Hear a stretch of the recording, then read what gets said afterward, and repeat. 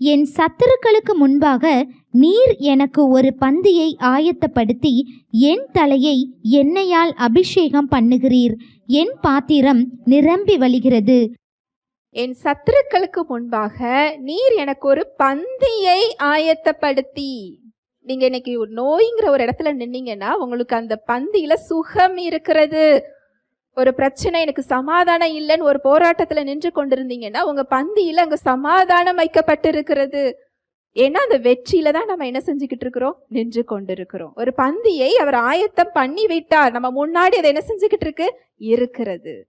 நம்ம பிரச்சனையில சோர்ந்தும் போகலாம், அந்த பந்தியில உட்கார்ந்து அதை என்ன செஞ்சு கொள்ளலாம், எடுத்துக்கொண்டு அதை அனுபவிக்கவும் செய்யலாம். நம்ம அனுபவித்து அதை பிறருக்கும் அந்த அனுபவத்தை என்ன செய்ய முடியும், கொடுக்க முடியும். என் சத்துருக்களுக்கு முன்பாக நீர் எனக்கு ஒரு பந்தியை ஆயத்தப்படுத்தி என் தலையை எண்ணெயால் அபிஷேகம் பண்ணுகிறீர். என் பாத்திரம் நிரம்பி வழிகிறது.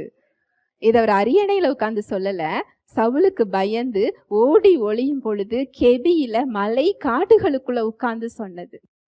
என் பாத்திரம் நிரம்பி வழிகிறது. அவருக்கும் அவர் கூட இருந்தவங்களுக்கும் அடுத்த வேளை சாப்பாடு எங்க இருந்து வரும்னு அவருக்கு என்ன செய்யாது, தெரியாது.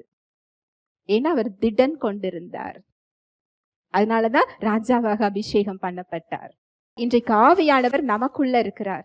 அவருடைய ஆவியினால நம்ம அபிஷேகம் பண்ணப்பட்டிருக்கிறோம். ஏற்கனவே நம்முடைய தலை அவருடைய எண்ணெயினால என்ன செய்யப்பட்டாச்சு, அபிஷேகம் பண்ணப்பட்டாச்சு. சத்துருவுக்கு முன்பாக நமக்கு ஒரு பெரிய பந்தி ஆயத்தம் செய்யப்பட்டிருக்கிறது. சுகம், சமாதானம், சந்தோஷம், விடுதலை, ஆசீர்வாதம், தேவ வாழ்வு, எல்லாவற்றிற்கும் மேலாக தேவனுடைய உறவு எல்லாம் பந்தியில இருக்கு. அந்த வெற்றி நமக்கு கொடுக்கப்பட்டிருக்கிறது. ஹல்லேலூயா, பிரைஸ் தி லார்ட்.